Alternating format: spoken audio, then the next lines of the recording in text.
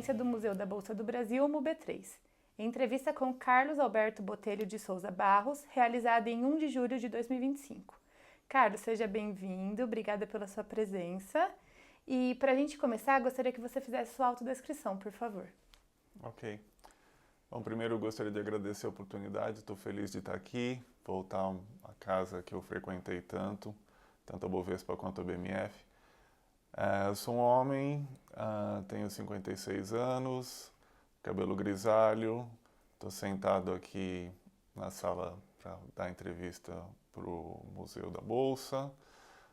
Estou vestindo um blazer azul, emprestado do meu pai, e uma camisa azul que eu também peguei emprestado dele, que eu estou de férias, só tinha camiseta. Perfeito, muito obrigada. Então a nossa entrevista está dividida em 2 blocos, né? Primeiro a gente vai fazer perguntas pessoais para conhecer mais a sua história e depois a gente vai querer saber a sua experiência profissional. Okay. Então, para a gente começar, aonde foi que você nasceu? Eu nasci em São Paulo capital. Legal. E como era composta a sua família? Meu pai, Marcos de Souza Barros, minha mãe, Beatriz Arruda Botelho de Souza Barros, e a minha irmã, 3 anos mais nova que eu, a Mariana Botelho de Souza Barros.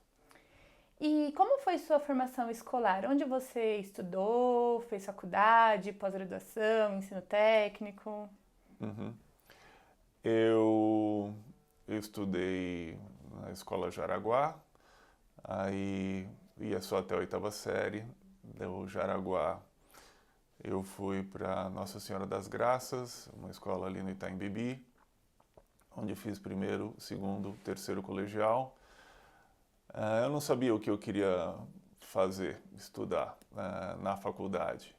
E o meu pai não havia feito faculdade, nem a minha mãe. Então na minha família, eu não tinha uma referência por parte dos pais que faculdade seguir. E acabei fazendo 1 ano de cursinho, ao mesmo tempo que eu fiz 6 meses de estágio aqui na Corretora Souza Barros, no centro. Talvez eu me interessasse pelo mercado com essa experiência. Uhum. Aí eu entrei na PUC, no Mackenzie, na FAP, todos aqui em São Paulo, todos para a Faculdade de Economia, e acabei optando pela PUC São Paulo, onde eu fui até o final, tranquei quase 1 ano, que eu fui morar nos Estados Unidos, na Califórnia, para finalmente aprender a falar inglês. E voltei para São Paulo finalzinho de 89, logo depois do último grande terremoto em São Francisco. E aí terminei a faculdade aqui. Mais tarde eu comecei a me preparar para fazer uma pós-graduação no exterior. Meu objetivo era estudar em Londres, mas devido a grandes mudanças dentro do escritório, que acho que depois eu posso falar, eu acabei fazendo minha pós-graduação dentro da própria Souza Barros, onde eu segui minha carreira toda. Uhum. Legal. Então você entrou na corretora por meio do estágio, antes de iniciar a faculdade? A minha primeira experiência na corretora foi um estágio onde eu corri por todas as áreas. Uhum. Na época, ela era muito ativa no segmento de câmbio, foi a área que eu iniciei, mas foi muito rápido. Foram 6 meses, era meio período, e naquele momento eu ainda não entendia direito o que uma corretora fazia. Uhum. Tá. E ao longo da sua carreira, assim, na corretora, você pode contar pra gente quais foram os cargos que você ocupou e quais eram as principais responsabilidades? Sim.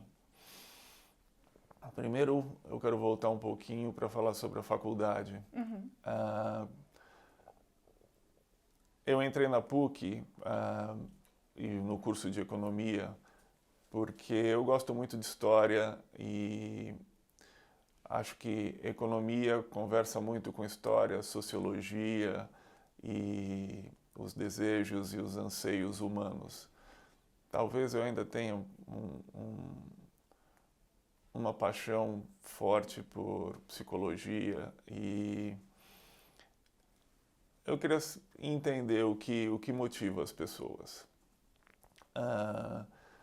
E os meus primeiros anos na PUC, eu fiquei, confesso, bastante perdido. Eu não encontrei isso na faculdade, não entendia muito para que aquilo servia.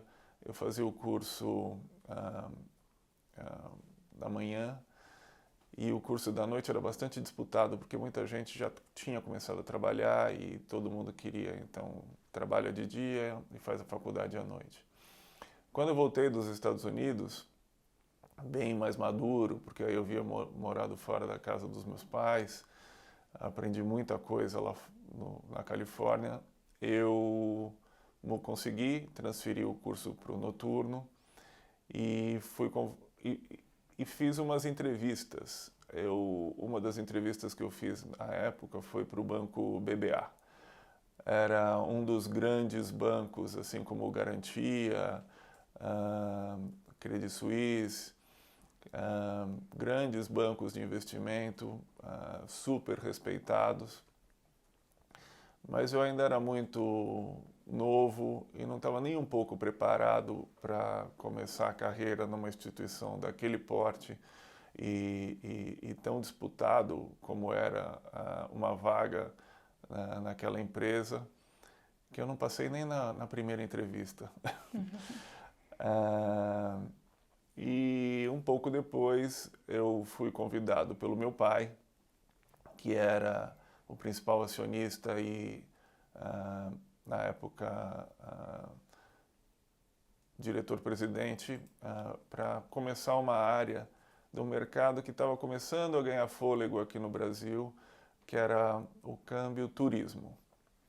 Souza Barros já era destaque na área de câmbio comercial, onde a gente ajudava as empresas a encontrar as melhores taxas, a registrar todas as operações, importação, exportação, aumento de capital, royalties, investimentos, todos os tipos, para todos os matizes de empresas. Uma conversa muito próxima com o Banco Central, que é o regulador do câmbio no Brasil. Mas o segmento de câmbio turismo, que começava a ganhar tamanho, vamos dizer assim, era uma área que a gente ainda não tinha desenvolvido na corretora, porque até então, ou melhor, naquele momento a gente estava passando por mais um dos estrangulamentos que a gente teve aqui, que se você vai viajar para fora, você só pode levar $500. E, bom, $500 não dá hoje em dia para pagar 2 noites de hotel. E naquela época não dava para fazer muito mais do que isso.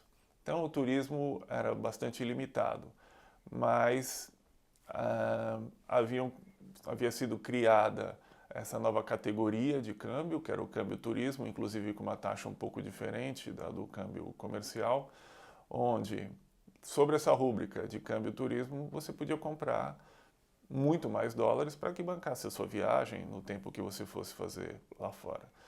Então, esse foi o meu primeiro cargo dentro da Souza Barros, trainee de câmbio, depois gerente de câmbio, sempre voltado para o câmbio físico, né? A gente estava falando de importação de papel moeda, dólar, euro, ien. E interessante, a gente passou por toda a consolidação da moeda na Europa.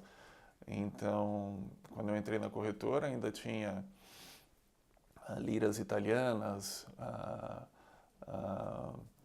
pesetas, escudos portugueses, marco alemão, todas quase moedas hoje em dia exóticas que, com a consolidação da economia da Europa, foi tudo transformado em euro. Em seguida, eu tive uma experiência muito importante na área de renda variável, a mesa de ações da Souza Barros. E ali eu passei uma temporada dentro do pregão da Bovespa, então eu fui operador de pregão com direito a telefone, anotar as ordens, as ofertas dos clientes, correr nas diversas rodas. E fiquei no pregão Viva Voz da Bovespa até quando o pregão fechou, já com o Raimundo Maliano. Mas nesse episódio acompanhei também bem de perto a eletronificação do pregão. Então houve um momento que ao mesmo tempo as corretoras enviavam as ordens dos clientes, seja pelo Viva Voz, que era o grosso, ou pelo CATS, que era um sistema eletrônico de negociação, e eles concorriam, ou seja, ao mesmo tempo você tinha esses dois canais de ordens, mas o grosso mesmo do CATS eram empresas de menor liquidez e normalmente o que a gente chamava de fracionários, que não era o lote padrão negociado na bolsa. Uhum. Mas o CATS foi ganhando tamanho, foi ganhando importância, e dizem que o Brasil copia muito as melhores práticas dos mercados lá fora.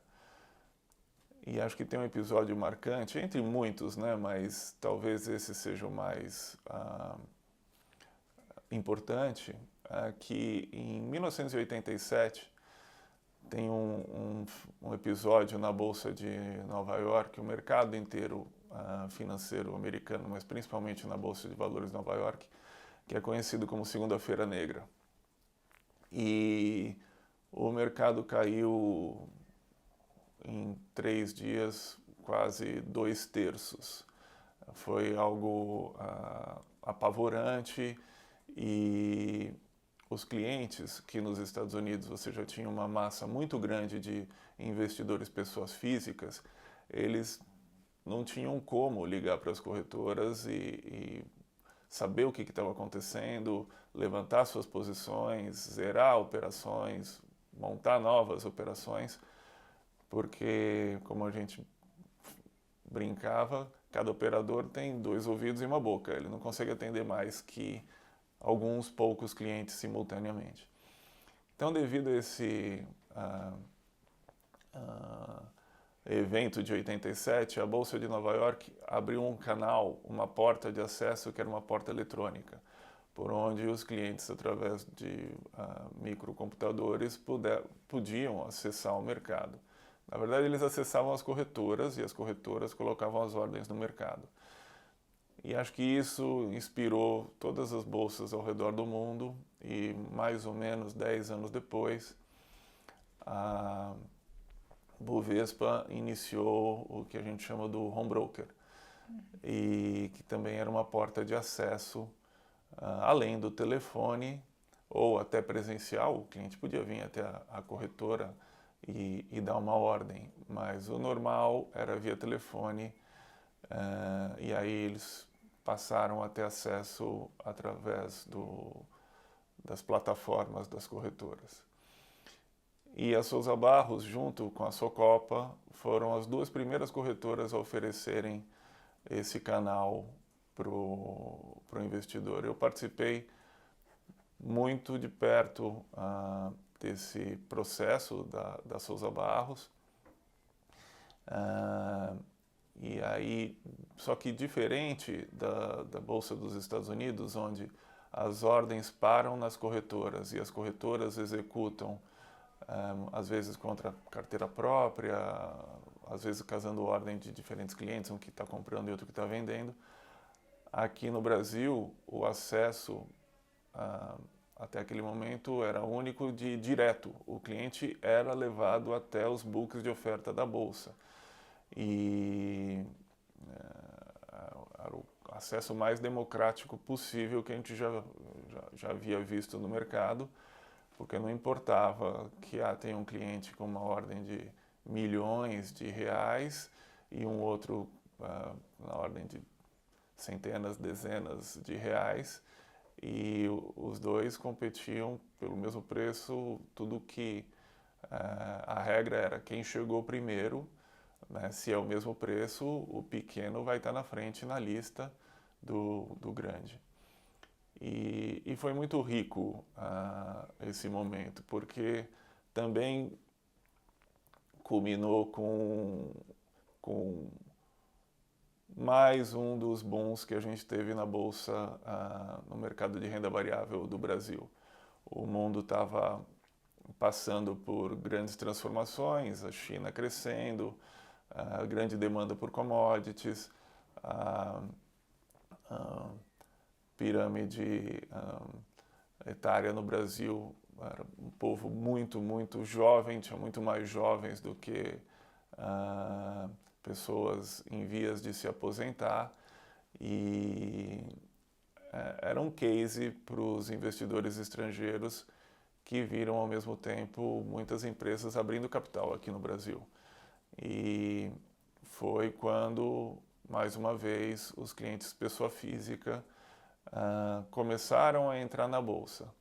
Porque até mais ou menos 1996, a gente tinha pouquíssimos clientes pessoa física que investiam direto em ações. Pouquíssimos, para dar uma ideia de números, algo como menos de 10 mil clientes.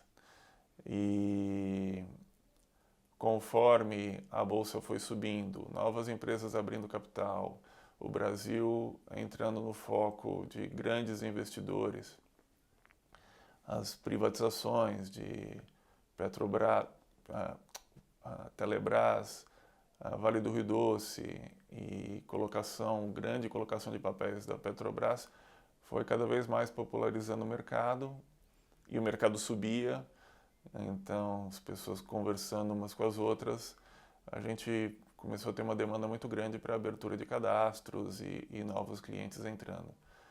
Eu me lembro que em determinado momento, quando começou o iPhone, esse que todo mundo tem, o número era exatamente igual. A quantidade de pessoas que têm iPhone no Brasil e a quantidade de pessoas que investem em bolsa. Era tudo muito incipiente, muito no começo. E foi muito rico esse momento para nós, da Souza Barros, e para mim especificamente, porque a gente precisava ensinar as pessoas o que era ser investidor, qual era a função da corretora, que clientes, quando você perguntava como é que você compra uma ação, eles diziam, a gente vai até a bolsa, e lá na bolsa a gente compra. Não sabiam que as portas de entrada para as bolsas, tanto Bovespa quanto BMF, eram as corretoras. E tudo isso a gente precisou fazer campanhas para explicar para as pessoas o funcionamento do mercado, abrir cadastro, conheça o seu cliente, produtos apropriados para determinado tipo de cliente com os seus objetivos. E então foi um processo muito enriquecedor para nós e para os investidores. Mais tarde eu fui transferido para a área de derivativos, então eu comecei a trabalhar na BMF com a mesa de derivativos. A gente criou um departamento voltado para empresas importadoras e exportadoras que precisavam fixar o preço da moeda, importando o importador que tinha um compromisso para pagar por determinada mercadoria que ele estava trazendo para daqui 15 dias, 20 dias, 30 dias, 60 dias, usando os produtos da BMF, os contratos futuros, especificamente de dólar e opções de dólar, ele conseguia fixar o preço. Então ele sabia exatamente quanto ele ia desembolsar de reais naquele momento que ele precisava fechar o câmbio. E como a Souza Barros já tinha uma carteira importante de clientes nesse segmento, que a origem da corretora era o mercado de câmbio, então a gente começou a fazer visitas, treinamentos para prospecção em cima desses clientes. que eram basicamente atendidos por tesourarias de banco que empacotavam os produtos que existiam na BMF e vendiam para essas empresas que tinham compromisso. Com o boom das commodities, a gente viu ressurgir aqui na BMF 2 contratos que estavam meio dormentes. Um deles era o de soja, a China consumindo volumes colossais, e o outro era o mercado de milho, que também passou a ser utilizado para produzir álcool, principalmente nos Estados Unidos. Então o milho, que era um patinho feio, um contrato meio abandonado na BMF, e dadas as regras tributárias aqui no Brasil, onde você tinha um imposto entre diferentes praças, ao milho produzido no Paraná, quando entregue em São Paulo, você tem um tributo no meio do caminho. Fazer um contrato futuro de milho na BMF, com o que a gente chamava de liquidação financeira, quer dizer, no último dia, no vencimento do contrato, você acerta o valor pela diferença financeira, não uma entrega física, como a gente muitas vezes fez com que esse contrato ganhasse bastante fôlego e fosse um produto importante aqui dentro da Bolsa. Então, ganhou muito volume o contrato de milho, o contrato de soja estava crescendo também, e enquanto eu estava na mesa de BMF da Souza Barros, a gente então desenvolveu esse mercado agrícola. A gente abriu alguns escritórios de agente autônomo no interior do Paraná, e que tinham contato com grandes esmagadoras, grandes importadores, exportadores desse segmento, e utilizavam o serviço da Souza Barros para fixar preço das commodities. A gente também fez isso na fronteira agrícola que estava no Mato Grosso, e onde tem imensas fazendas de soja. E, bom, agora eu já estava formado, conhecia todas as operações da corretora. A gente está falando de talvez 2001, 2002, e a gente contratou um consultor para dar um novo posicionamento para Souza Barros. A gente tinha um slogan de que a Souza Barros, a corretora mais tradicional do Brasil. Havia uma disputa entre a Souza Barros e a Maliano, afinal de contas, qual das duas é a primeira corretora. A gente acha que é a Souza Barros, Maliano tem certeza que é a Maliano, vamos ver quem está empatado. Mas tradição nunca foi um produto que a gente conseguiu empacotar e vender para os clientes.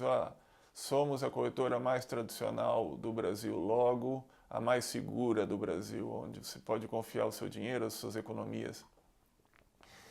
E a gente quase que foi forçado a se reinventar o tempo todo. Por isso, a Souza Barros começou com o home broker, super dinâmica, era uma grande novidade, ao mesmo tempo que estava começando o home banking no Brasil. É verdade que o home banking começou 5 anos antes, mas o home banking era estático. Você entrava no home banking, você via o seu extrato, o saldo, e era isso que você tinha. No home broker você executava transações, você comprava ações, vendia ações, emprestava ações, solicitava saques, fazia créditos, transferia margens, e tudo isso em tempo real. Você precisava estar alimentando as telas com as informações que vinham da bolsa. E para muita gente isso era assim, quase inacreditável, até para os órgãos reguladores.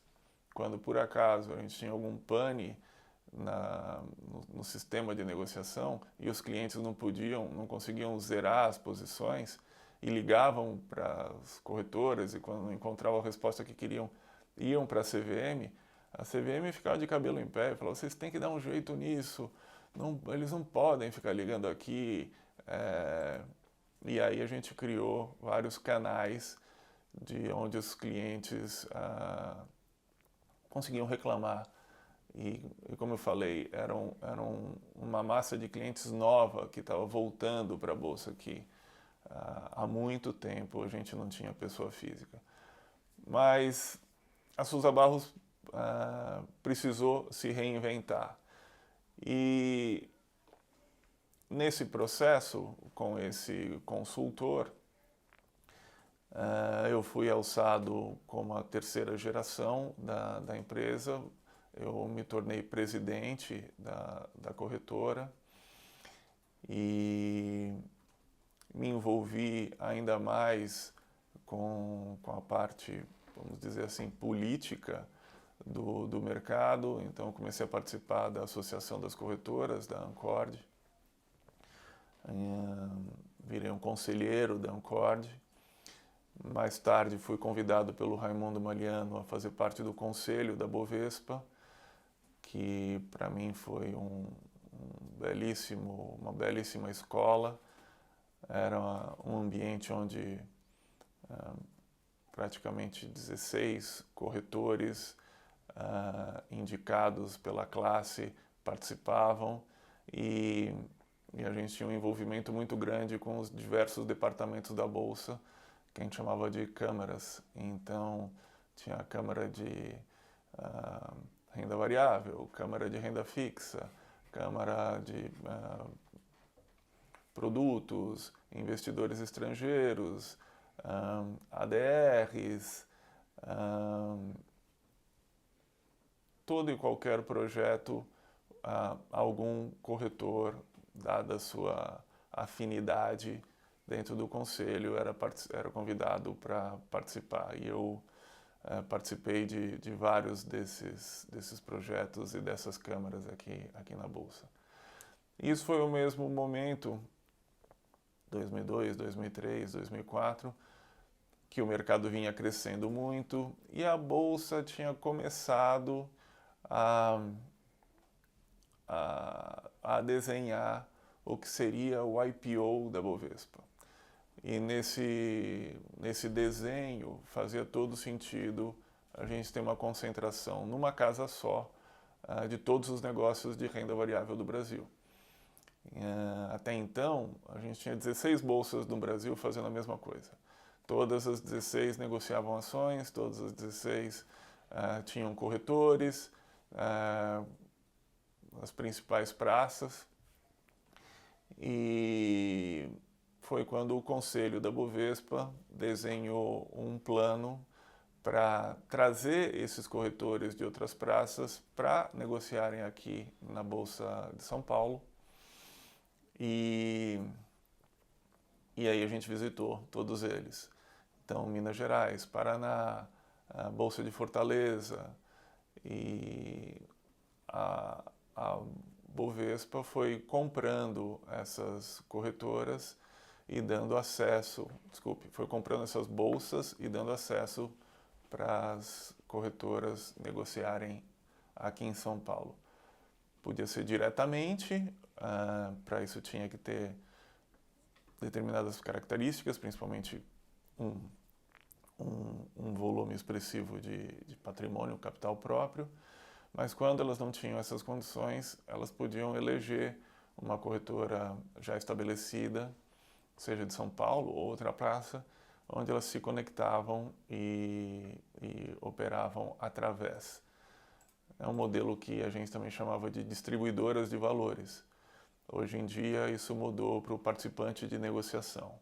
Então tem o participante de negociação direta, que são as corretoras que estão diretamente ligadas aos computadores da B3, e o participante de negociação que também tem esse acesso, mas é indiretamente, é através de um broker habilitado para isso. E foi muito rico conhecer esses corretores dessas outras praças e também os clientes dessas outras praças. Agora, eu como presidente também era responsável por estruturar novas operações e ver novos mercados. E muitas vezes o know-how e a tecnologia para a execução de determinadas operações não estava dentro de casa. Então a gente precisava de equipes com essa expertise. E eu comecei a entrevistar muita gente, alguns deles operando em outras corretoras, e tentava mostrar para eles que a grama do lado de cá era mais verde e trazer essas equipes para trabalhar conosco. Numa dessas entrevistas, eu me lembro que uma pessoa que acabou vindo trabalhar conosco falou assim: Carlos, eu estou muito feliz onde eu estou, mas eu posso ficar mais feliz. Bom, enfim, era uma equipe que fazia um negócio que eu nem imaginava. Eles faziam arbitragem de ações. E o que era isso? Naquele momento você tinha ações brasileiras sendo negociadas em outras bolsas no mundo. Algumas na Suíça, mas o grosso mesmo era em Nova York. E tinha uma pequena diferença de preço entre as ações negociadas aqui no Brasil e as ações negociadas lá fora. E então era uma operação que já existia lá atrás, quando a Bolsa do Rio tinha muito volume e você negociava Vale do Rio Doce em São Paulo e no Rio, e às vezes um cliente muito grande entrava comprando ações da Vale no Rio de Janeiro e durante alguns minutos havia uma diferença, uma distorção de preço entre São Paulo e Rio. E aí o arbitrador entrava equalizando. Então tem um comprador gigante no Rio, ele comprava em São Paulo e liquidava as ações no Rio de Janeiro. E aí essa diferença de centavos, quando você faz centenas de operações, dá um bom dinheiro. E então a gente começou a fazer isso, só que agora com a Bolsa de Nova York. Para acessar a Bolsa de Nova York, a gente precisava de corretoras lá fora. Então criamos um departamento para integrar a Souza Barros com as corretoras lá fora. E diferente daqui do Brasil, nos Estados Unidos você também tem mais de 10 bolsas, quase todas elas eletrônicas, mas quando a gente começou ainda tinha Viva Voz no pregão. Então era uma grande vantagem você conseguir falar com um especialista na roda de Petrobras ou de CEMIG, empresas de telefonia, e foi preciso investir muito em tecnologia, porque conforme o mercado foi evoluindo, tudo foi se automatizando. E aí as decisões para comprar e vender já não eram mais feitas de cabeça.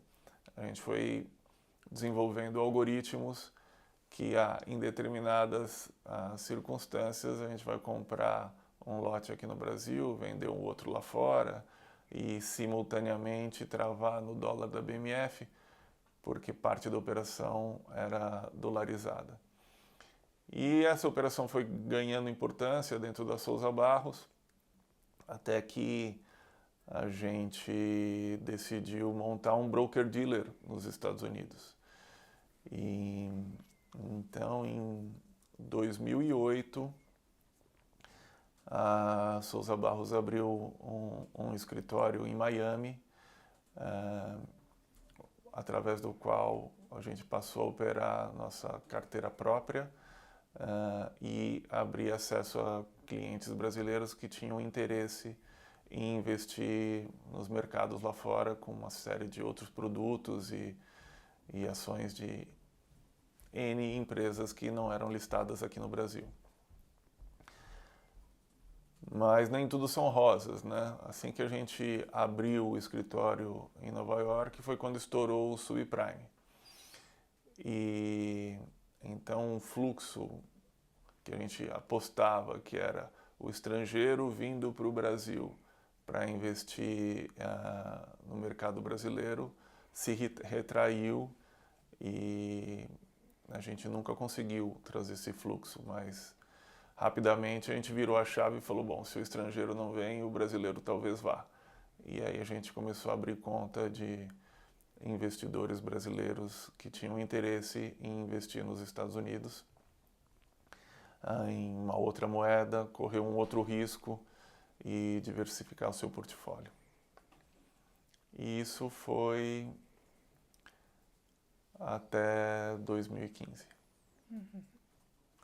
Muito bom. E você comentou, né, que a Souza Barros tinha essa preocupação do esclarecimento ao investidor, então como investir. Vocês tinham iniciativas institucionalizadas de educação na corretora? Não, muito cedo a gente decidiu que a gente ia partir para o varejo. Muito cedo para mim. A Souza Barros já estava há muito tempo no mercado. Mas teve um momento que a gente falou, não vamos atender fundos de pensão, não vamos atender empresas públicas, esse é um outro bicho, esse é um outro mercado, é um outro fluxo, é um outro volume. O que a gente vai fazer é focar no investidor pessoa física. Não porque a gente achasse que em algum momento esse mercado... Claro, a gente acreditava que uma hora ia voltar, mas como já tinha sido um excelente produto para as corretoras na década de 70 e depois, na década de 80, mais para frente, até a quebra do Narras. Mas na segunda metade da década de 90, isso era uma grande novidade. Poucas corretoras ofereciam esse serviço. Uhum. Se um cliente ligasse para a corretora, eu quero comprar 150 mil reais em Itaú, o corretor, o broker, ia desligar na cara dele, falar, isso não é ordem, não vou perder tempo com você. Uhum. E não dava mesmo para atender, você precisava de outros canais. Mas isso calhou também com a vinda do Raimundo Maliano para a Bolsa. E foi quando ele começou a popularizar o mercado para o investidor pessoa física. Então, quando ele criou o Bovap, era Bovap? Tinha um furgão da Bolsa. Bovespa vai. Bovespa vai até você. Uhum. A Souza Barros pulou para dentro desse barco e começou a participar ativamente de todas essas campanhas de popularização do mercado. Tanto cursos aqui, quanto essas visitas em outros estados, em clubes, em associações. E foi esse tipo de campanha que a gente fez. Mais tarde, já depois do IPO da Bovespa, da BMF Bovespa, agora eu estou falando de 2010, a gente lançou uma campanha, que acho que vale a pena mencionar, que essa sim chama Bovap, chamava Bolsa de Valores Políticos. Então, a gente desenvolveu um site que replicava o pregão da Bolsa de Valores da Bovespa, e com ativos negociados, o cliente abriu o cadastro, ele dava lá o seu telefone, o seu nome, ele ganhava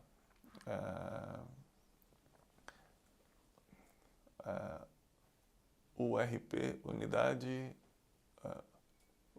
Unidade de Valor Político, acho que era essa moeda que a gente inventou, UVP.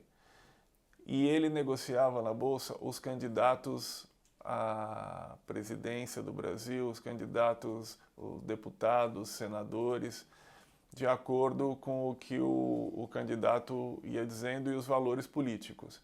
Então a gente tentou trazer um evento do cotidiano das pessoas, tem eleições, para o ambiente de bolsa, onde se o cara, o candidato é honesto, tá com um bom discurso, tem valores que a população acredita que são bons para um político, o preço dele vai subir em bolsa. E foi uma campanha que deu um imenso destaque para a corretora. A gente saiu, deu entrevista em vários canais de televisão, jornais de grande divulgação. E foi uma campanha que, inclusive, ganhou prêmio em Cannes Leão de Prata de melhor campanha naquele ano, 2010, 2011. E você comentou com a gente que você é a terceira geração de pessoas do mercado de capitais, da corretora, né? Uhum. Pode comentar como que a influência, né, da sua família moldou a sua visão para o mercado de capitais? Posso. Eu não sei se eu vou responder direto a sua pergunta, mas pode explorar mais, talvez eu consiga entrar mais no detalhe. Contando um pouco da história, o meu avô, o Roberto, ele começou o escritório em 1928. Naquela época era um escritório de câmbio, importação e exportação, e o Brasil estava começando a industrialização, e ela se deu muito aqui em São Paulo. Ele tinha um sócio inglês, e o capital inglês foi muito importante para a industrialização de São Paulo. Então, grandes empresas como Light, Dupont, eram clientes da corretora e usavam os nossos serviços para os investimentos que eles começaram a fazer aqui no Brasil. Mas o meu avô, ele morreu muito cedo. Quando meu pai tinha 14 anos, ele foi ficando doente e morreu. O irmão dele continuou o escritório e o meu pai, aos 16 anos, se emancipou e começou a trabalhar já aqui na corretora. Talvez por isso ele nunca tenha feito faculdade, porque ele já estava tão envolvido no mercado, e embora tenha terminado o colegial e tenha entrado em uma faculdade de Direito e depois uma faculdade de Contabilidade, ele já não via grandes benefícios em dedicar o tempo dele aos estudos versus ao escritório que estava a pleno vapor e se desenvolvendo aqui no centro. E nós dois temos, eu e meu pai, a gente tem 30 anos de diferença. Quando eu nasci, ele tinha 30 anos. E aí eu acho que tem algo de, primeiro, Freud explica. Ele estava tão envolvido com o trabalho, e meu pai é um exemplo de workaholic, porque ele saía de manhã cedo acordava, lia ele lia a Gazeta Mercantil, o Estado de São Paulo, chegava cedo aqui no escritório, passava o dia inteiro no centro, a gente morava ali perto do Morumbi, e voltava à noite. Muitas vezes eu já estava dormindo, eu pouco via o meu pai. Quando chegava o final de semana, a gente pegava o carro e ia para a fazenda. E lá na fazenda não era churrasco e piscina. Ele saía para correr o pasto, ele queria ver o gado, ele fazia o pagamento dos funcionários, ele vacinava o gado, comprava e vendia os animais, conversava com o administrador, com os funcionários. A gente pegava o carro, voltava para São Paulo e todo o ciclo começava de novo. E eu acho que eu sentia que, eu quero conhecer esse cara, eu quero conhecer meu pai. E então uma coisa leva a outra e no fim eu falei, não tem jeito melhor de eu conhecê-lo dentro do ambiente que ele está inserido. Então eu quero trabalhar com ele.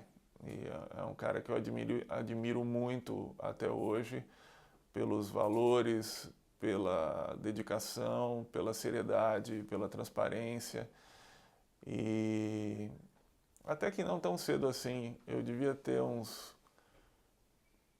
23 anos, quando eu comecei a trabalhar no escritório, e então ele tinha 53, mas a gente foi se aproximando, se aproximando, se aproximando, e no final, quando a gente passou por momentos de decisões difíceis na corretora, também por família, mas a afinidade era tanta que ele nem precisava falar muito. Ele falava, você sabe o que você tem que fazer. E uma extrema confiança que durante os meus primeiros anos até me assustava. Posso fazer isso? Claro, dá para essa operação, essa contratação, esse modelo. E é uma relação muito prazerosa e de respeito entre nós dois. Eu falo dele, mas a minha mãe estava segurando a bronca em casa, né? Então, cuidando dos filhos, educando os filhos, eventos onde a gente recebia amigos, às vezes clientes, tudo no maior capricho. Os dois formaram uma ótima dupla que educaram eu e minha irmã. Acho que os valores, eu não tive o avô, mas tive meu pai, que morre de admirações pelo pai dele, até porque ele perdeu o pai muito cedo e eu acho que ele não teve tempo de se despedir. E ao longo da história, a corretora sempre esteve presente aqui no Triângulo Histórico de São Paulo, certo? Certo. Você consegue falar pra gente quais foram os endereços que vocês estiveram? Eu só me lembro do Conde Prats, que é o endereço que até hoje a gente tem um escritório lá, que é a RSBF, e é o 23º andar do Conde Prates, número 293. Bem na frente da prefeitura, na esquina ali do viaduto do Chá. Houveram outros endereços, tem o livro das corretoras que ali aparece. E a gente sempre gostou muito do centro. E sendo prático, era o melhor lugar que a gente podia estar. Por quê? Porque é super irrigado de transporte público. Então, em determinado momento, o escritório aqui chegou a ter 400 funcionários. E, o Terminal Bandeira ali do lado, o metrô, que atende a cidade inteira, o acesso, entrada e saída era muito fácil. A proximidade com a Bolsa, a proximidade com a Ancor, a proximidade, falo Bolsa, Bovespa, e da BMF. Tudo isso era alguns quarteirões da porta do escritório. Então, realmente muito prático. E também toda a parte de infraestrutura, de energia e telecomunicação em São Paulo foi do centro para a periferia. Então, lá pelos anos 2000, algumas corretoras começaram, vamos para Paulista, vamos para os Jardins, vamos para a região do Itaim, que estava se desenvolvendo. Na nossa opinião, aquilo era um grande erro, porque, embora os prédios fossem novíssimos, bonitos, modernos, o backbone, a estrutura de telefonia e transporte ainda era muito precária. E a gente olha as corretoras e fala, poxa, as mesas de operação. É verdade, os operadores, muitos deles moravam ali no Itaim, mas o grosso mesmo era o departamento administrativo, back-office, a parte de TI, e esses vinham de bairros mais distantes e era muito melhor para todos ter o escritório, a sede aqui no centro de São Paulo. Quando, na década de 80, a Souza Barros, como várias outras corretoras, foi dealer do Banco Central de títulos públicos, a gente teve um escritório também no Rio de Janeiro. E antes disso, vários representantes em basicamente todas as praças. Legal, você traçou um histórico da corretora bem interessante para a gente, né? E agora a gente gostaria de saber, dentro desse contexto, se você consegue listar os principais marcos e desafios da corretora ao longo do tempo, assim. Quando a Souza Barros começou a investir em acesso direto para os clientes, que a gente chama o home broker, foi um momento de grande transformação, porque a gente tinha um paradigma. Os operadores das mesas, eles não gostavam do home broker. Eles falavam, pô, essa ferramenta tira cliente da gente, porque eles fazem o acesso direto. Então a gente precisou construir um contrato que, mesmo o cliente não passando por um assessor de investimentos, eles também eram comissionados, desde que eles fossem responsáveis pela abertura do cliente. Então, foi feita uma visita, abriu a conta de um cliente, pessoa física ou jurídica, e nesse caso o assessor tinha acesso, ganhava comissão por aquela conta aberta. Mas não demorou muito para novas corretoras entrarem com uma política de preços muito agressiva, onde você tinha o que a gente chamava de desconto de corretagem. Então, as corretoras trabalhavam com uma tabela que durante um tempo era fixa, como, por exemplo, uma tabela de corretor de imóveis. Para cada imóvel que você vende, você paga 6% para o corretor. Os valores eram bem menores do que esse, mas acho que é 0,1875%. Mas conforme o volume ia crescendo, esses números ficavam grandes. E algumas corretoras, quando abriram home broker, começaram a canibalizar essas taxas, usando o preço como principal argumento de venda. E isso foi muito difícil para a gente, porque se o cliente era atendido pela mesa, ele pagava a corretagem cheia. Se ele passasse a ser atendido pelo home broker, ele ia pagar R$20, não importava o tamanho da ordem que ele passasse. E aí é um pouco aquele conceito de, pô, você tem a vaca leiteira, que ou é um modelo de negócio que está rodando, funcionando e pagando o dia a dia da empresa, versus uma aposta que você não sabe onde vai dar, de que pode ser que essa conta não feche. Até que a gente acabou aderindo também o modelo de corretagem fixa de menos que R$20 por ordem. E hoje tem vários produtos, inclusive, que os corretores não cobram nada.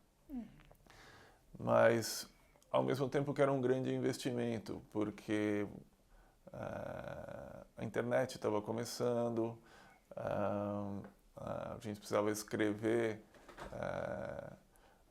os programas para executar as ordens, criar diversos tipos de ordem a mercado, ordem casada, opções, termo, chamada de imagem, gestão de risco, zeração automática dos clientes. Então, foi um mercado onde a gente teve que se reinventar bastante. Talvez por causa disso, quando o Banco Central chegou para as corretoras e falou, olha, agora que já existe o Sistema de Pagamentos Brasileiro, que é o SPB, na fase 2 do SPB, vocês, corretoras, vão poder se equiparar a banco. Então você não vai mais precisar de um banco para liquidar as suas operações, como é que era antes. O cliente transferia os seus recursos para uma conta da corretora dentro de um banco. E durante décadas, o banco liquidante da maioria das corretoras era o Banco de Crédito Nacional, o BCN, que depois foi comprado pelo Bradesco. E era um banco que entendia a operação das corretoras no momento que tudo era liquidado por cheque. Então o cliente ia até lá na agência do BCN e depositava o cheque daquela compra que ele havia feito de ações, por exemplo. Com o SPB, as corretoras passaram a ganhar códigos e assim como o banco tem código 101, 63, 25, as corretoras agora também estão nesse rol ligados ao sistema de pagamentos brasileiro. E mais uma vez a Souza Barros foi pioneira. Nós fomos a primeira corretora a se conectar ao SPB. Não significa que não tivessem outras corretoras quase que conectadas, mas eram corretoras de banco, a corretora do Itaú, do Bradesco, mas não uma corretora independente, que era a grande maioria. E foi muito interessante que no início as tesourarias dos bancos não reconheciam o nosso código. Falavam, mas esse código é muito difícil, a gente tem que programar o sistema que ainda não está habilitado. E aí precisamos, nessa época, voltar com o Banco Central e falar, a nossa impressão é que os bancos não estão priorizando isso. Estou dizendo assim porque eu não quero dizer que os bancos estão boicotando as corretoras. E aí o BC falou, me dá a lista que a gente vai falar com cada um deles. E aí, conforme os clientes iam dizendo, paga na minha conta nesse banco, e o banco não reconhecia, a gente voltava para o Banco Central e no dia seguinte estava habilitado. Então, era um negócio de abrir picada mesmo num mercado que ainda não tinha sido explorado. Né? Que mais? Deixa eu me ver aqui. Logo depois do IPO da Bovespa e da BMF, que foi um momento de imensa transformação no mercado de intermediação. As bolsas eram sociedades sem fins lucrativos e tinham os corretores como sócios. Cada um deles tinha um tanto de ações das bolsas. No final de 2007, no apagar das luzes antes do subprime, tanto a Bovespa como a BMF abriram o capital. E do dia para a noite, as corretoras ficaram super capitalizadas. Foi quando a Souza Barros decidiu pedir a licença para o Banco Central para se transformar um banco de câmbio. Como a gente já vinha de uma tradição de operações de câmbio para os clientes que a gente tinha desde a origem da corretora, faz todo sentido a gente também ter uma operação, um banco oferecendo esse serviço. E aí com isso a gente montou uma tesouraria mais robusta e iniciamos uma operação que era importação de papel moeda. O que a gente fazia? A gente comprava dólares nos Estados Unidos, colocava no avião e trazia para o Brasil para distribuir nas diversas instituições financeiras e casas de câmbio autorizadas a comprar e vender moeda estrangeira para turista. E foi algo também bastante inovador naquela época, quando a gente lançou esse serviço. A gente queria saber sobre a conjuntura política e econômica do final dos anos 90, do final dos anos 80, né? Que a gente teve aquelas medidas econômicas do Plano Collor, depois do Plano Real. A gente gostaria de saber como essas medidas impactaram nas corretoras. Qual foi o impacto disso para o mercado de capitais? Quais são suas lembranças desse momento? Eu vou contar sobre o Plano Real, algo que eu vivi na pele e aprendi com meu pai, e sobre o Plano Collor, quase uma anedota. Então, seguindo a ordem, o Plano Collor, o Brasil vinha passando por uma hiperinflação seríssima, galopante, e que hoje em dia é até difícil de explicar para as pessoas o que era a correção de preços naquela velocidade, de que de manhã a conta do supermercado era uma, de tarde já era outra. Sempre mais alta, remarcando preços e com diversos planos políticos tentando controlar a inflação, todos eles fracassados. A Souza Barros tinha um cliente com uma posição muito grande, acho que em renda fixa, e esse cliente nos procurou e falou assim: eu tive um sonho e eu preciso sacar tudo em dinheiro, porque no meu sonho eu tinha que ter tudo perto de mim. Eu acho que eu vou guardar num cofre na minha casa, eu não sei o que fazer, mas sim, era um carro forte que ia ter que deslocar até a casa do cliente. E a turma que o atendeu na corretora o convenceu que isso era uma loucura, até por questão de segurança, que ele nunca devia fazer isso. Bom, o fato é que 2 semanas depois o dinheiro de todo mundo foi bloqueado e de um dia para o outro todo mundo tinha 50 mil dinheiros à época. Não importava se você era a maior indústria do Brasil ou uma pessoa física, e esse cliente, aquele dinheiro todo ficou empossado. E essa é uma história que um sonho de um cliente antecipou um mal que ia acontecer no mercado. Depois foram surgindo o que a gente chamava das torneirinhas, e para determinado tipo de investimento, para determinado tipo de cliente, com determinados documentos, você vai conseguir levantar aquele seu dinheiro bloqueado. Mas foi algo moroso, levou muito tempo e deu muita dor de cabeça para todo mundo. Aqui no pregão, de um dia para o outro, a liquidez desapareceu. Não tinha absolutamente nada para ser negociado em bolsa.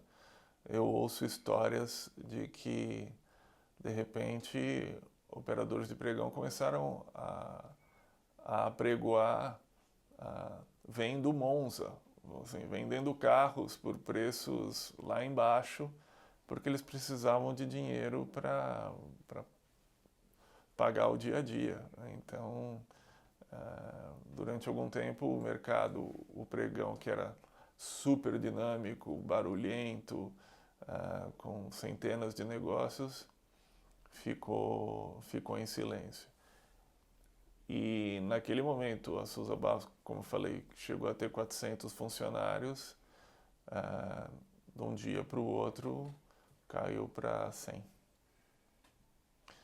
Então, essa foi o impacto do plano Collor.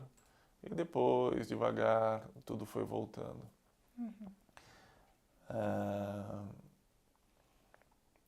No plano real, o pessoal nas mesas de operação, quando começou o plano real, e o real foi se valorizando perante o dólar, a gente brincava que o dólar era uma moeda podre, porque o legal mesmo era ter real. E chegou um momento que o real ficou mais valorizado do que o dólar. Então, $1 comprava 98 centavos de real, acho que, não sei, talvez tenha batido até 88 centavos, acho que foi o mais baixo que já chegou. E foram alguns anos de que o mercado floresceu, muitas empresas captaram recursos, o povo, acho que finalmente acreditou no plano, foi muito bem vendido com o Recupero, o Fernando Henrique, toda a equipe econômica, e isso deu sustentação, e conforme os meses iam passando e a inflação dominada, aquilo foi se cristalizando e trouxe calma para o mercado. Só que para você conseguir segurar a inflação, o governo foi captando muito dinheiro fora e tendo uma dívida muito grande em dólar. E esse número foi aumentando, até que em 99 o mercado não aguentou e o Gustavo Franco então saiu do governo, ele que era talvez o maior defensor do câmbio fixo, porque ele achava que quanto mais precisava de um tempo para que o brasileiro se acostumasse a não ter inflação, e o câmbio fixo permitia isso, era a tal da âncora cambial. Mas o país não aguentava mais. Então, quando ele saiu, teve um grande estouro do dólar, que durou alguns dias, um pouco menos que uma semana. E aí eu tive uma grande lição, porque nessa época eu era o responsável pela mesa de câmbio da corretora, e uma das regras de ouro da casa era nunca passar posicionado, nem comprado e principalmente nunca passar posicionado vendido. Porque comprado, se por acaso o papel virar pó, como a gente dizia, é zero. Então eu paguei 10, é zero, perdi 10. Agora vendido, se eu paguei 10, ele pode ir para 20, 30, 40, 50, 100, 1000. E no dia que antecedeu a saída do Gustavo Franco, a gente acabou montando uma posição, não era nem muito grande, mas a gente passou vendido. E no dia seguinte, na verdade na noite, a gente ficou sabendo que no noticiário nacional o Gustavo Franco tinha saído, e aí a abertura do pregão já no dia seguinte foi com limites de alta, máximas, nunca antes vistas do dólar, que saiu de, sei lá, 1,80 para 2, 2,20, 2,30, 2,60, e você fica quase sem ar. E aí no dia seguinte eu sentei com meu pai tremendo, falando, poxa, eu vou tomar a maior bronca da minha vida, porque passei posicionado vendido, e sabia que não era para estar fazendo isso. E ali ele me fez duas perguntas que me marcaram muito. Ele falou assim, o que você aprendeu com isso? E a outra foi, como é que você passou a noite? Então, assim, tinha esse lado muito humano ali dentro do escritório, que não se estendia só para mim, mas para todos os colaboradores. Isso acho que foi muito importante para a permanência da empresa. Uhum. E agora, considerando a evolução da tecnologia, né? Como que a corretora se preparou para receber essas inovações, para o fim do pregão Viva Voz e para o início da negociação 100% eletrônica? O fim do pregão Viva Voz da Bovespa, ele foi coordenado a quatro mãos entre as corretoras e a Bolsa. A Bolsa dava as portas de acesso, assim que a gente chamava, e as corretoras se conectavam nessas portas. Então, depois de analisar N fornecedores mundo afora, a Bolsa acabou escolhendo o sistema francês, que era, mais tarde ficou conhecido como GL, Global Trader System. E as corretoras, naquela época, tinham licenças para o pregão. Então, uma corretora plena tinha 12 licenças. 12 licenças eram 12 crachás. Cada crachá era um operador e ele ficava dentro do pregão nas diversas rodas. Então, você passou a trocar essas licenças de operador devagarzinho, por terminais. Então, eu dou um crachá e recebo 3 terminais. Dou meu segundo crachá, recebo mais 3 terminais. E assim você foi esvaziando o pregão. E a bolsa, que era, cujas donas eram as corretoras, tinha uma ligação então umbilical com esses escritórios que traziam os clientes.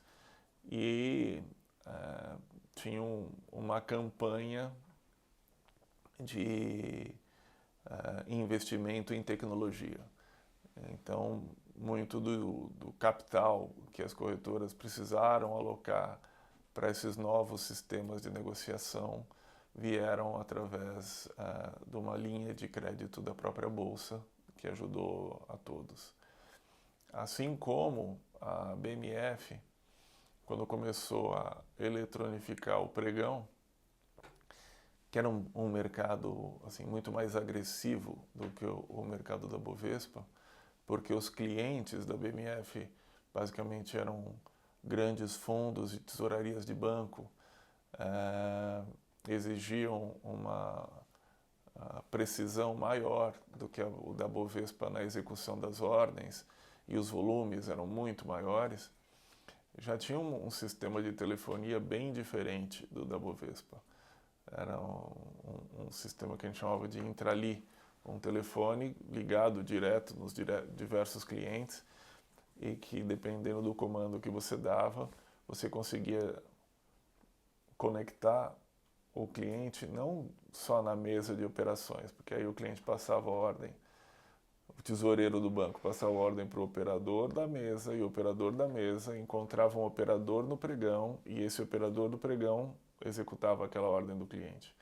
Com esse sistema intrali, ao você definir uma função, você conseguia pegar o tesoureiro e linkar direto no operador do pregão. E você só ficava ouvindo o que eles estavam fazendo e basicamente anotando para no final do dia confirmar tudo isso. O pregão da BMF levou um pouco mais de tempo para migrar para o sistema eletrônico de negociação, mas quando fez, já foi assim muito próximo do que a Bovespa tinha feito. No caso da BMF, acho que aí eu me enganei. O caso da BMF, a BMF começou com o GL e a Bovespa desenvolveu um sistema que chamava Mega Bolsa. E mais tarde o GL começou a negociar também as ações. E isso é interessante porque eram duas bolsas separadas, mas o GL tinha a capacidade de entrar nos 2 pregões. Uhum. E agora, para a gente dar um fechamento para essa parte da corretora, a gente gostaria de saber qual que é o contexto atual, assim, tanto da sua atuação quanto da corretora. Uhum. Bom, como eu disse, a Souza Barros veio se reinventando o tempo todo e tem essa tradição de prestação de serviços na área financeira. E a gente teve a oportunidade de acompanhar muito de perto todas as mudanças, assim, literalmente com o umbigo no balcão. Então, meu pai, que começou muito cedo, ele viu o boom da década de 70, ele viu a crise do Najinarras, ele viu e viveu a crise do México, crise da Ásia, a quebra da Rússia, a queda do Muro de Berlim. E o Brasil, infelizmente, a gente viu muitas vezes o que os economistas passaram a chamar de um voo de galinha. Ou seja, a economia dava um suspiro e depois caía. E isso na bolsa, no preço dos ativos, era muito rápido e muito fácil de identificar. E agora a gente estava no momento de 2002, 2003, 2004, 2005 e o mercado superaquecido, clientes ligando, novos investidores, gente que nunca tinha ouvido falar em bolsa. Eu me lembro fazendo churrasco com amigos: Carlos, eu preciso abrir um cadastro porque eu quero começar a investir em ações e o meu cunhado ganhou muito dinheiro com a empresa A, B, C. Assim, e ali não tinha muito um fundamento de, pô, realmente o mercado tem tudo para crescer. Eu sei que foi chegando perto de 2007 e as bolsas começaram a desenhar a abertura de capital das duas, e muitos dos corretores falaram assim: poxa, esse é só o começo. Eu não vou vender as minhas ações, porque imagino o potencial que tem. Já o meu pai, ele pensava diferente. Ele falou: pô, isso daqui é uma euforia. Em 96, as corretoras estavam perdendo dinheiro. E agora, em 2006, 10 anos depois, está todo mundo achando que essa música nunca vai terminar.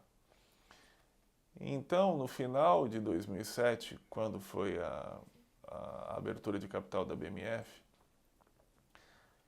acho que a Souza Barros foi a única corretora que vendeu todas as ações. Porque a gente falou: olha, claro, ninguém sabe o que vai acontecer amanhã, mas eu acho que o preço que estão pagando já é um preço com um prêmio muito bom. E, como eu disse, a gente não tem bola de cristal, mas ele acabou acertando, porque em 2008 ninguém imaginava, a gente não sabia o que era, que existia um problema seríssimo no mercado americano, veio o subprime, os mercados derreteram, afetou seriamente o Brasil e o mundo todo, e demorou muito tempo para o mercado se recuperar. Então, 2008, 2009, 2010, 11, 12, os negócios em bolsa haviam reduzido, a bolsa não mostrava sinais de recuperação, as corretoras ainda não tinham acesso a outros produtos como tem hoje, a renda fixa, CDB, LCI, LCA, debentures. Era muito voltado à execução de operações em bolsa, tanto Bovespa quanto BMF. E, por causa do problema nos Estados Unidos, a gente importou algumas soluções para cá. Então, o departamento de compliance e a parte de gestão de risco começou a ficar maior, mais inchada. As corretoras precisaram começar a montar sites de contingência. Então, não bastava você ter redundância dentro do escritório. Agora você tem que ter um escritório paralelo em outro endereço que ele possa executar 60%, 70%, 80% das operações, caso você não consiga entrar no escritório aqui da Líbero Badaró. Então a gente montou um site de contingência ali perto do shopping Bourbon. E os custos para obtenção de aprovação para estar ligado em bolsa foram subindo muito. E o nosso escritório em Miami já estava aberto e já estava andando com as próprias pernas. Então, eu comecei a conversar com os controladores da empresa e falei: olha, não importa que a empresa tenha o nosso nome, não importa que é talvez a corretora mais tradicional do Brasil, mas a gente está aqui para fazer dinheiro. E o que eu estou vendo daqui para frente é que a gente vai ter que aportar muito mais recursos para um dia, quando o mercado retomar, ou se a gente conseguir consolidar, trazer outros escritórios, fazer fusões e aquisições, que a gente tentou muitas vezes, mas não foi bem sucedido. Se a gente não conseguir fazer isso, eu acho que o caminho mais prudente é a gente encerrar as atividades da corretora. E ainda tentamos, com esses modelos de participante de liquidação direta, trazer os corretores de outros estados para operarem através da Souza Barros, mas isso a gente não conseguiu. Mas a solução era tão interessante que nós mesmos, a própria Souza Barros, passou a ser um corretor PN, que tinha o acesso através de uma outra corretora. No caso, a gente estava usando a Caixa Geral de Depósitos de um grupo português. Mas mesmo assim, o resultado não estava atingindo os objetivos. Então, em 2015, a gente fez um roadshow, procurou várias casas e acabou vendendo o ativo que a gente tinha, que era a carteira de clientes. Então, a Souza Barros acabou fazendo um acordo com a corretora Rico, que era o braço de varejo da antiga Link, e fizemos um acordo com eles e encerramos as atividades. Entendi. E agora falando de uma outra atuação, né? A gente sabe que você atua na Ancor. Uhum. E a gente gostaria de saber como foi assumir a presidência da instituição, qual foi sua atuação lá. Uhum. A minha participação na Ancor, ela se deu pós o IPO das bolsas.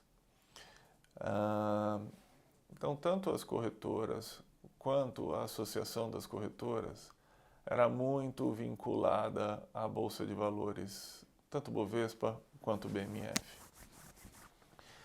E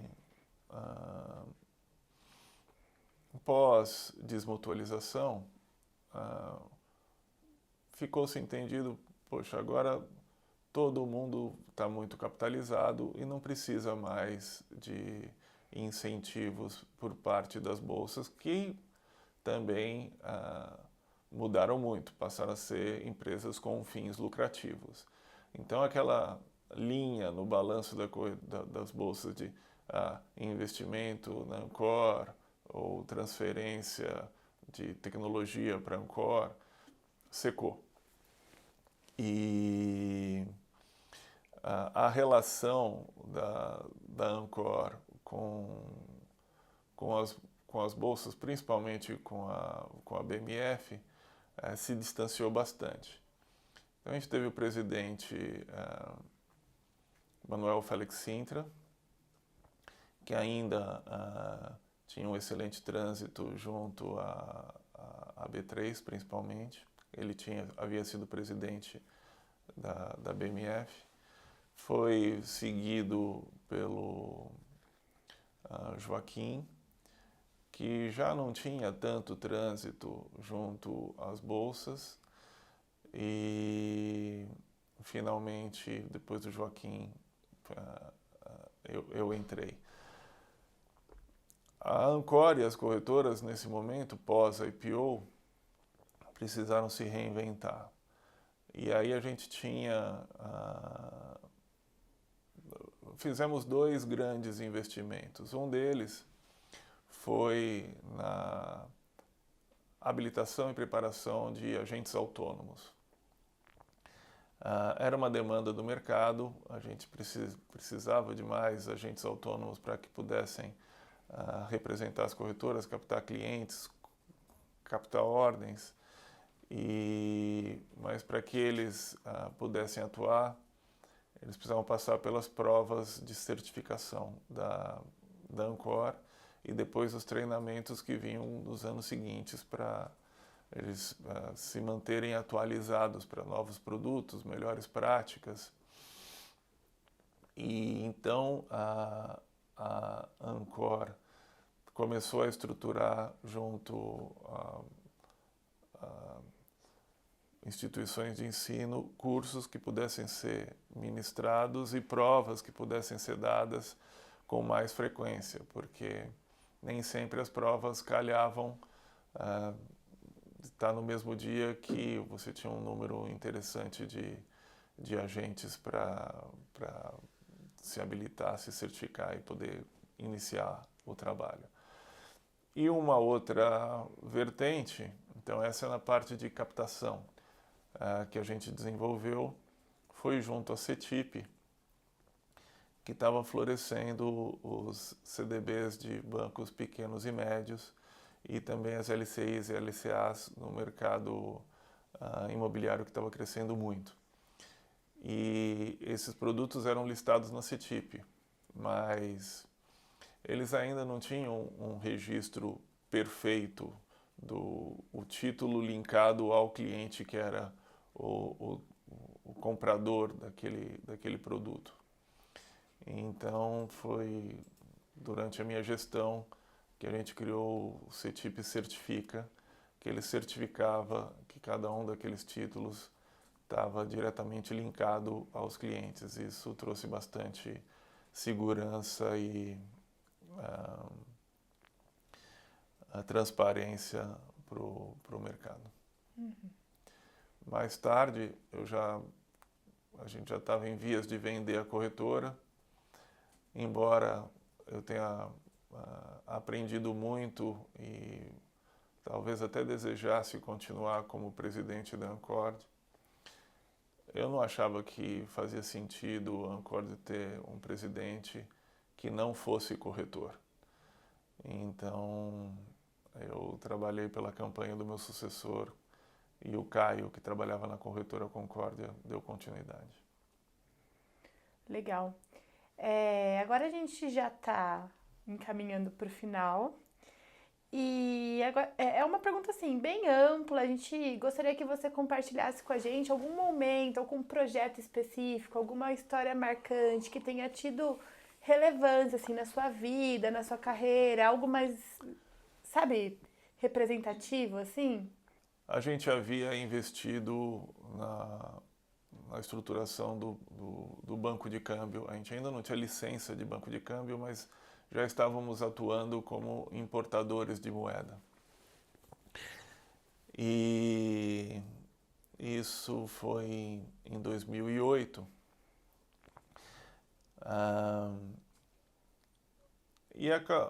E de repente começaram a aparecer lotes e volumes de dólar assim, muito interessantes, e alguns clientes que nunca tinham feito negócio conosco começaram a ligar e ofertar. Por exemplo, um grande banco falou: eu tenho um lote aqui importante de ouro que eu estou querendo me desfazer, e nós fomos lá e compramos. Falei: nossa, que ótimo, que sorte, né? Afinal de contas, a gente já está aqui há alguns meses, né? Acho que agora o mercado conhece a gente nesse segmento. Aí não demora muito tempo, 2 semanas depois, finalmente o nosso cadastro no Lehman Brothers é aprovado. Puxa, o Lehman Brothers, um dos 5 maiores bancos americanos, que bom, né? Continuamos na direção certa, acho que é isso mesmo, vamos fazer mais operações. Foi quando a gente então importou um lote representativo de dólar, e todas as operações elas eram casadas com o mercado futuro. Então, quando a gente comprou o ouro, a gente vendeu ouro no mercado futuro, no caso em Nova York. Então ficava travado o spot e o futuro. Não importava para onde fosse o preço do dólar, um corrigiu o outro como uma balança perfeita. Eu falei do dólar, mas a mesma coisa valia para o ouro. E quando a gente importou esse montante expressivo de dólar americano, travado aqui na BMF, não demorou muito, começou a pipocar os primeiros sérios problemas do subprime aqui, lá nos Estados Unidos. E o dólar começou a disparar. Só que o dólar disparando era um grande problema para a gente, porque os ajustes no mercado de dólar futuro na BMF são diários.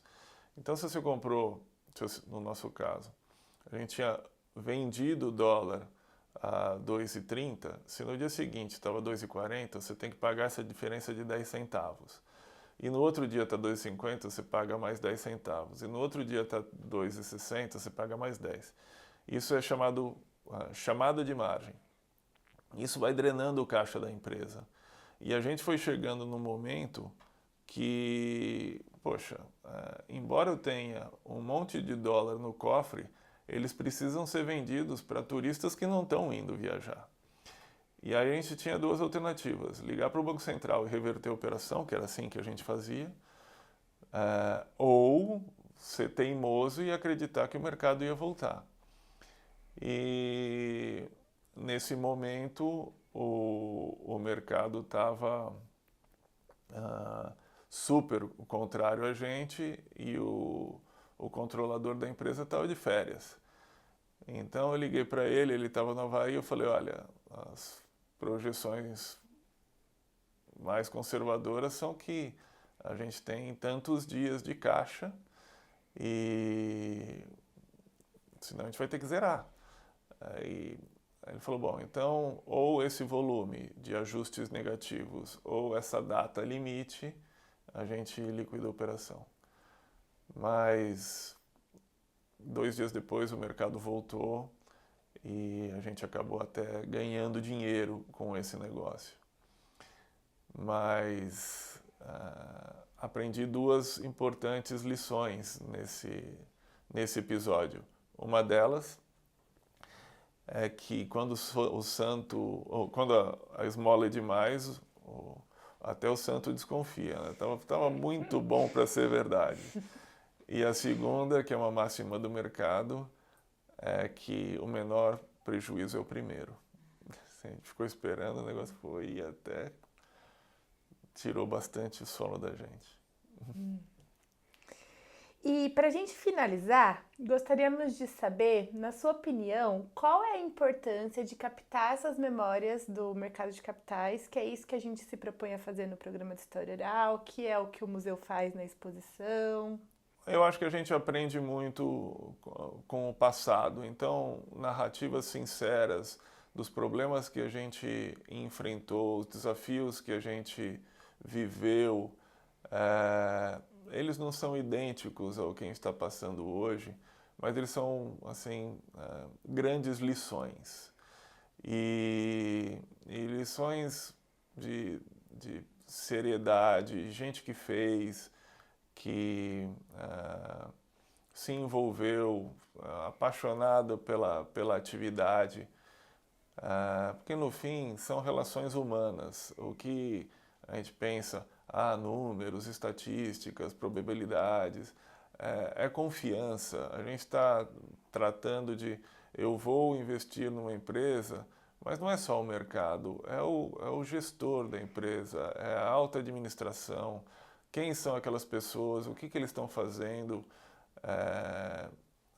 é mais profundo do que só a matemática, só uma alta e baixa do mercado.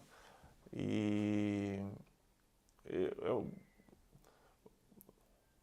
as pessoas que nos trouxeram até agora têm muito a nos ensinar disso tudo. E com lições de que tropeços que eles já passaram e sobreviveram e nos trouxeram até aqui. Então,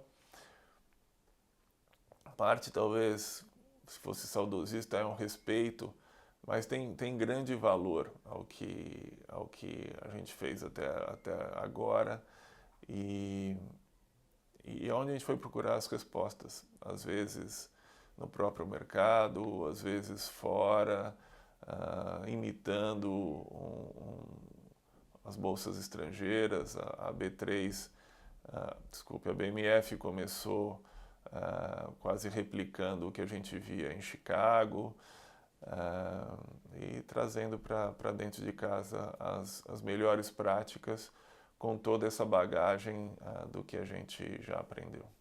Perfeito. Então, em nome do Centro de Referência, eu agradeço a sua participação e as suas contribuições para o nosso programa de História Oral. Muito obrigada. Eu que agradeço, obrigado pela oportunidade.